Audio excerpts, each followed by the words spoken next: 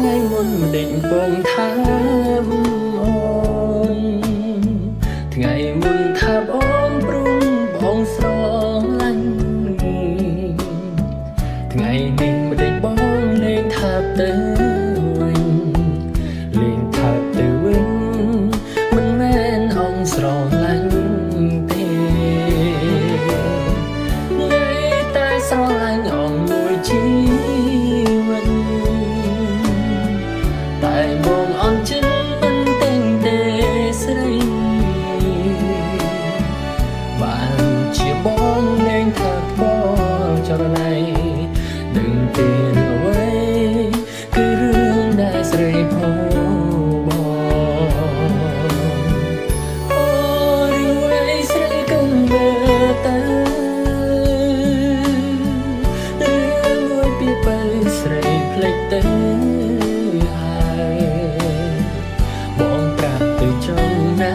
ប្រលឹងអើយឬអូនមានគូដងហើយមិនប្រាប់បងឡើយតែបងលួនដឹង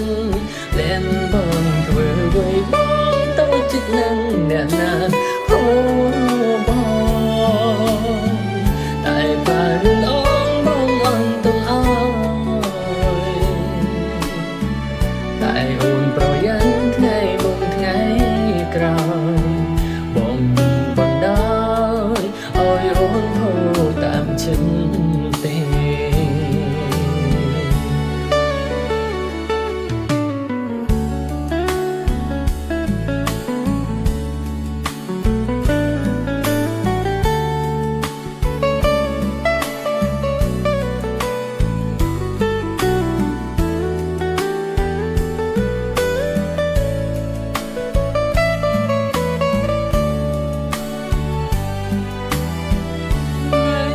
ស្រឡាញ់អស់មួយជីវិត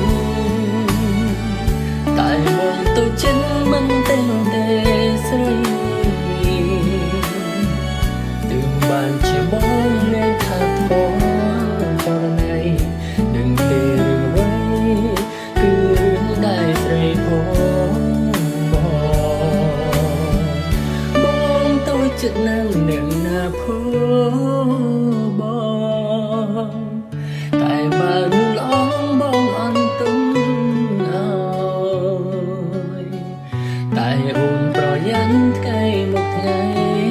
ក្រោយបងមិនបណ្ដោយឲ្យអូនពោលតាមចិត្ត